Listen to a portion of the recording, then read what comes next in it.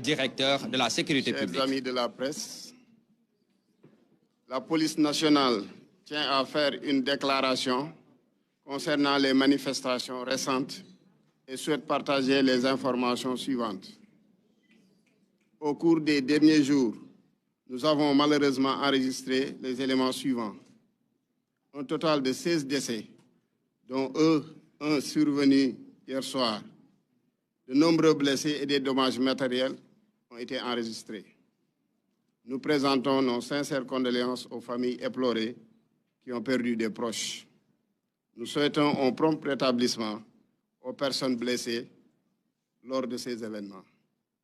Nous exprimons aussi toute notre solidarité envers les individus et les communautés affectées par ces troubles. Les personnes appréhendées au cours de ces événements sont principalement des individus armés et dangereux. À ce jour, 500 individus ont été interpellés. Parmi les personnes arrêtées, nous avons enregistré également des mineurs et des personnes de nationalité étrangère. La majorité de ces personnes arrêtées étaient en possession de cocktails Molotov, d'armes blanches, d'armes à feu de gros calibre. Les forces de sécurité ont fait face à des manifestants violents qui ne cherchent pas à exprimer des opinions, mais qui sont plutôt engagés dans des activités subversives. Les actions notées ont visé des infrastructures essentielles de l'État, telles que les usines de production d'eau et d'électricité, les transports publics, ainsi que des domiciles, des commerces et banques. L'objectif de ces attaques est de perturber l'activité économique du pays et d'instaurer un climat de terreur parmi nos concitoyens. À titre d'exemple, le fonctionnaire de police qui a été pris à partie par les manifestants est un officier de police qui a refusé d'utiliser son arme quand il s'est rendu compte qu'il était en face de mineurs, alors qu'il était dans les conditions légales de se défendre conformément à la loi. C'est lui aussi qui, dans un dernier acte d'héroïsme et de bravoure, a demandé à ses collaborateurs de le laisser sur place. Nous lui souhaitons prompt rétablissement. Nous appelons tous les citoyens à rester vigilants. Nous exprimons notre gratitude envers les Sénégalais qui collaborent déjà étroitement avec les forces de défense et de sécurité pour assurer la tranquillité et la quiétude de nos concitoyens et protéger la République. Nous les encourageons aussi à signaler toute activité suspecte ou toute présence inhabituelle aux forces de sécurité sur les numéros 17 pour la police nationale et 123 pour la gendarmerie nationale. Seules certaines zones ont été affectées sur le plan économique dans les deux régions que sont Dakar et Ziguinchor. Actuellement, la situation est maîtrisée. La situation est revenue au calme et à la tranquillité. La police nationale est déterminée à assurer la sécurité des personnes et des biens et à faire respecter l'ordre public. Je vous remercie. Donc, li ma waxoon ci français ma tënk ko tuuti ci wolof di wax ni yéen ñëpp gis ngeen fan yi ñu weesu ay yëngu-yëngu yu amoon ci dëkk bi malheureusement ci loolu am nañ ci fukki nit ak juróom-benn yu ñàkk seen bakkan kenn ki démb ci ngoon la ñàkk bakkanam ñu ngi jaale ak di masow ñi nga xam ni njaboot yi nga xam ni ñoo ci ñàkk seen ay proches ñu ngi ñaanal également ñi nga xam ni ñoo ci am ay gaañu-gaañu yàlla may leen wér ba ñu delluwaat seen njaboot yi ñu ngi exprimer aussi suñu solidarité autorité yëpp ñi nga xam ni am nañ ci ay loraange ñi nga xam ni am nañ ci ay loraange ci seen alal nga xam am nañ ci daal jafe-jafe ci événement yooyu mais li ñu seetlu mooy ñi doon manifester ñin ci jàpp te ñu mat ay téeméer lu ci bëre dañu yore woon ay ngànnaay ay cocktail molotov ay jaasi ay paaka ay arme de guerre la ñu yore woon te ni ñu doon defee manifestation bi daf ñu won ni dañu gis loo xam ni daaw ñu ko woon gis suñu réew manifestation daan na am mais violence bi ci am léegi gisuñu ko woon donc ñu jàpp ni manifestation yi li leen tax a jóg nekkul ni peut-être dañuy exprimer seen opinion wala leen lu ñu bëgg wane mais dañu bëgg nasaxal institution yi daaneel yenn yi nga xam ne ñun ñi nga xam ni ñuy dundee attaqué ay banque attaqué ay butigu jaamur attaqué ay alalu jaamur loolu la ñu seet si manifestation yi fonctionnaire de police bi nga xam ne am na ci gaañu-gaañu mi ngi woon si situation boo xam ni dem na bay génnee armam pour utiliser ko mais bi mu seetloo xam ne ay mineurs ñoo nekk ci foule bi ci kanam bare nañ ci mu delloowaat arme bi dem na ba situation bi nga xam ne ay collègues am bëggoon nañ ko sauver moom moo leen wax dem leen bàyyi ma fi mu nekk fonctionnaire bu émérite boo xam ni il s'est toujours montré par l'exemple ñu ngi ñaan nag citoyens yi ñu gën a góorgóorlu jàppale force de défense et de sécurité yi lépp lu ngeen xam ni gis ngeen ko loo xam ni day nasaxal karange réew mi ngeen jàpp ci jox information force de sécurité yi pour ñu mën ko ndax loolu la ñuy xaar ci citoyens yi te ñu ngi leen ciy gërëm parce que ñu ngi koy def bu baax di jàppale police nationale ak gendarmerie nationale ak force yi nga xam ne ñoo ngi impliqué wu yëpp si gestion sécurité événement yi di leen jox information pour ñun ñu mën a gën a assurer seen sécurité ci loolu police am na numéro 17 bu ngeen ci wootee information bu ngeen joxe dinañ ci jot gendarmerie am na numéro 1 2 3 bu ngeen ci wootee aussi lu ngeen bëgg a signaler rek loo xam lii day na saxal kaaraange réew mi dinañ ci jot seetlu woon nañ ci Ndakaaru ak Ziguinchor la am ay yenn parti yoo xam ni amoon nañ jafe-jafe ci activités yi te loolu yàlla def na ni depuis fan yi ñu ngi ciy liggéey te ñu ngi góorgóorlu ba fexe activité bi mi ngi dellu si situation normale te day gën a jëm kanam police nationale gendarmerie nationale taxaw nañ tem pour préserver sécurité sénégalais yi ak seen alal te incha allahu taala buñ ci amee ndimbalu population yi ak seen jàppale loolu dinañ ko am incha allah comme niñ ko daan defee saa su nekk ñu ngi leen di sant di leen gërëm. waaw préciser rek li ñu jàpp ci ay nit mat nañu juróomi téeméer yooyu dañu yore woon ay ngàndaay ñii ay cocktail molotov ñii ay jaas yi ñii ay paaka ñii ay arme de guerre la ñu yore woon donc juróomi téeméer nit enquête yi ñu ngi koy wéyal léegi ma bàyyi leen ak commissaire Guèye waroon naa ko def sax ci début bi présentation bi maa ngi tudd commissaire divisionnaire Ibrahima Diop directeur de la sécurité publique commissaire divisionnaire de classe exceptionnelle Masserigne Faye mooy chef de service du groupe opérationnel de Dakar li GMI ci Dakar moo leen jiite commissaire divisionnaire Cheikh Dramé mooy commissaire central bu Dakaru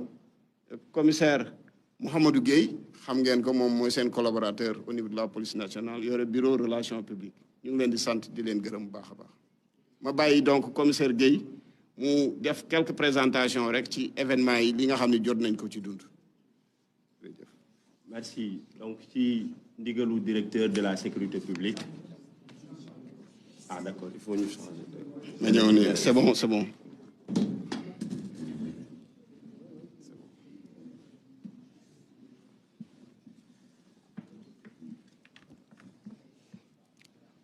jërëjëf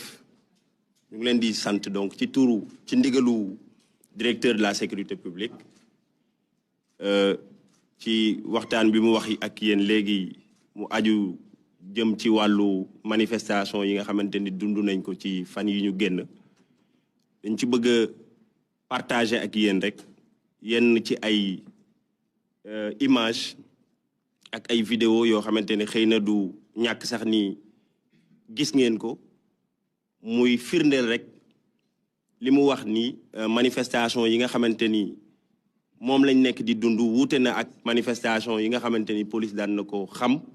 di jàmmarloo ak ñi ko daan def nga xamante ni lu ci ëpp li leen tax a jóg mooy seen ay opinion lañuy wane ñu seetlu ni am nañ leneen lu ci rax loo xamante ni xëy na ci image yi buñ ko défilé di ngeen ci gis ay yenn firnde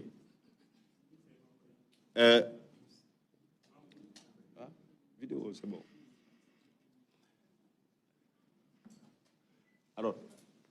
image bi ngeen di gis benn vidéo la buy wane nit boo xamante ni arme bii mu yore xëy na du ñàkk am na ñu ko gis sax mais lii arme de guerre la waaw mu wóor ni kii li ko tax a jóg moom du manifester leer na parce que kii arme bii mu yor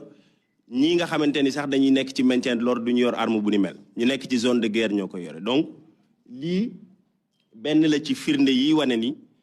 naam am na ñoo xamante ni dañuy manifester parce que dafa am lu leen tax a jóg mais am na ñu ci rax ñoo xamante ni leneen moo leen tax a jóg li olof di wax am na ñuy gàmmu mais am na ñoo xamante ni dañuy ras dem donc loolu mooy première image bi beneen image lii beneen image la boo xamante ni moom it day wane nit koo xamante ni mu ngi yor li ñuy woowee pistolet automatique PA mais ki koy tiiree bu ngeen ko xoolee xam ni kii miinul arme bi mu yor parce que ni muy tiiree nga xam ni kii xëy na yor na arme bi mais miinul li muy def loolu nag li ci mën a judd mooy incident ak mën na ci lor ku nekk parce que li muy def moom ci boppam maîtriser wu ko mën na ci gaañ boppam rawatina nag ñi nga xamante ni ñoom ñooy ay manifestants beneen vidéo beneen bi également day wane koo xamante ni moom it arme de guerre la yore te arme bi mu yor kii ni muy tiiree wuute na ak ki nga xamante ni moo doon tiire sànq ndax kii professionnel la li muy tiire daf ko xam maîtriser na arme bi xam na li muy def te kii ku ko xool xam ni manifester taxu ko jóg waaw ñu gis ko nii mu yor arme jàkkaarloo ak force de défense et de sécurité yi lii beneen vidéo la moom it buy wane également nit bu yoree arme di dóor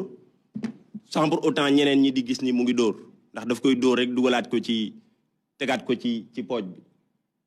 donc loolu lépp day firndeel rek ni am na ñuy manifester naam mais am na ñoo xamante ni li leen tax a jóg di manifester loolu nag day interpeller ñi nga xamante ni ñoom manifester rek moo leen tax a jóg ñu xam ni ci biir firndeel sa opinion sa bakkan xaj na ci ndax ñi nga xamante ni ñoo ci rax te leneen tax leen a jóg ñoom bu seen pexe sottee mooy dinañ def ay dégâts maanaam dinañ tirer ci population bi te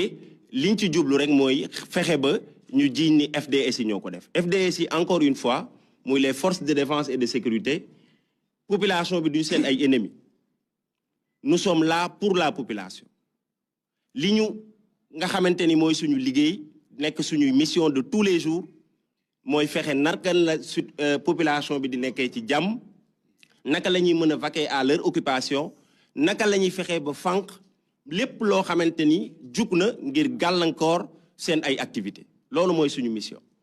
loolu tax na exemple bi mu ci joxe léegi doon ci sëkk misaal mooy ki nga xamante ni demoon na ba nekk en situation de légitime défense ñëpp gis nañ ko ñu koy dóor ay briques mais mu garder sang-froid parce que xam na ni ñi mu jàkkaar lool duñu ay ennemis mais ñooñu ay frères am lañ ay sœurs am lañu ñoom ñoo bokk lépp donc encore une fois pour leeral rek ni police nationale comme ni ko directeur de la sécurité publique waxee mu ngi taxaw temm ngir jàmmaarloo ak ñooñu nga xam ni li leen tax a jóg mooy yàq activité économique yi li leen tax a jóg mooy cambrioler ay kër li leen tax a jóg mooy dugg ci ay banque jël fa ay xaalis te am na ci ñu bari ñoo xamante ne jàpp nañ leen xëy na bu enquête bi soree du ñàkk dinañ fi ñëwaat ci yeneen jotaay pour leeral leen lépp li nga xamante ni enquête yi wane na ko ngir ñu xam ni également police nationale mu ngi taxaw ngir garantir la sécurité des personnes et des biens encore une fois ñuy woo population bi ci collaboration lépp loo xamante ni gis nañ ko loo xamante ni tey na seen xel nañ ko signaler police nationale muy guddi muy bëccëg li ci war jot nañu ci ay ndigal ngir def ci liñ ci war a def ba ñi nga xamante ni xëy suba dem liggéey seen liggéey moo leen tax a jóg ñu mën koo def te duñ ci am benn jafe-jafe. Je pense des na deux dernières images yoo xamante ni xëy na ay photo la ci ay lii exemple la rek ci yenn ci ay nit yoo xamante ni jàpp dañ leen fekk ci ñoom ngànnaay ak ay cocktail molotov yoo xamante ni dañ koy sànni way takk der yi di ko sànni également ci kër wala fi nga xamante ni bëgg nañ ko taal mais également ay armes blanches lii benn ci arme à feu yi nga xamante ni mooy ngànnaay yi nga xamante ni saisir nañ ko ci ñenn ci nit yi ñu jàpp. Donc encore une fois lii moo nekkoon solos waxtaan bi di leen sant bu baax ci seen ñëw di jeexalaat rek encore une fois ndax appel du doy wax population bi encore une fois nañ gën a redoubler de vigilance nañu xam ni dénoncer li nga xamante ni mooy ay faits yu leen jaaxal ci seeni quartier loolu mooy seen sécurité voilà te à chaque fois buñ ko defee police nationale dina ci def liggéey bi war ngir ñi nga xamante ni ñoom dañoo jóg ngir yàq seen dundin ñi nga xamante ni dañoo dañuy xëy ngir fexe nu réew mi mën a bañ a doxee police nationale mën leen a mettre hors d'état de nuire ñu ngi leen di sant di leen gërëm bu baax a baax wasalaam. nee nañ ko tënk tuuti ci français. Donc je disais tout à l'heure qu'à la suite des propos liminaires de monsieur le directeur de la sécurité publique que nous avons des images que nous projetons et qui attestent. Oui, donc je disais tout à l'heure. Voilà, donc je disais tout à l'heure que ce sont des images qui montrent des personnes détentrices d'armes à feu. Et on a bien fait tout à l'heure de préciser qu'il s'agit bien évidemment d'armes de guerre, détenues parfois par des profanes, qui peuvent, de par la non-maîtrise de l'arme, commettre des faits dommageables. De l'autre côté aussi, on a vu des personnes détentrices, bien évidemment, d'armes de guerre, mais dont la manière de manier ces armes atteste à suffisance qu'il s'agit de personnes rompues à la tâche. Et ça, c'est suffisamment révélateur de ce qui a été révélé tout à l'heure dans le cadre des propos de M. le directeur de la sécurité publique, attestant de la présence de personnes qui soient mues par des intérêts autres que l'expression des opinions. C'est le lieu pour nous d'attirer l'attention de tout un chacun, d'appeler à plus de vigilance, d'appeler également à plus de prudence, mais également d'appeler à plus de sens de responsabilité dans l'implication de tout un chacun par la dénonciation de ces faits à la police, à la gendarmerie, bref, aux forces de défense et de sécurité. Je disais tout à l'heure que les forces de défense et de sécurité sont les collaborateurs de la population. Si nous sommes là, c'est parce que la population est là. Donc nos missions, de jour comme de nuit, s'inscrivent à faire en sorte que les délinquants soient mis hors d'état de nuire, mais également que les honnêtes citoyens puissent vaquer tranquillement à leurs occupations. Mais la police à elle seule ne peut réussir cette mission. C'est pourquoi nous en appelons au sens des responsabilités et aux réflexes sécuritaires qui doivent être de mise dans ce contexte pour dénoncer les actes qui semblent poser des questions de sécurité dans les quartiers à la police pour qu'on puisse intervenir et faire le travail de sorte à les mettre hors d'état de nuire. Donc encore une fois, la police nationale réitère son engagement ferme à préserver l'ordre public et la paix sociale, mais encore une fois, cette préservation passe inéluctablement par bien évidemment la population, c'est-à-dire de par son implication. Alors, la police nationale le fait dans sa zone de compétence, mais bien évidemment, la gendarmerie nationale le fait dans sa zone de compétence. Nous avons une collaboration franche qui permet aujourd'hui de pouvoir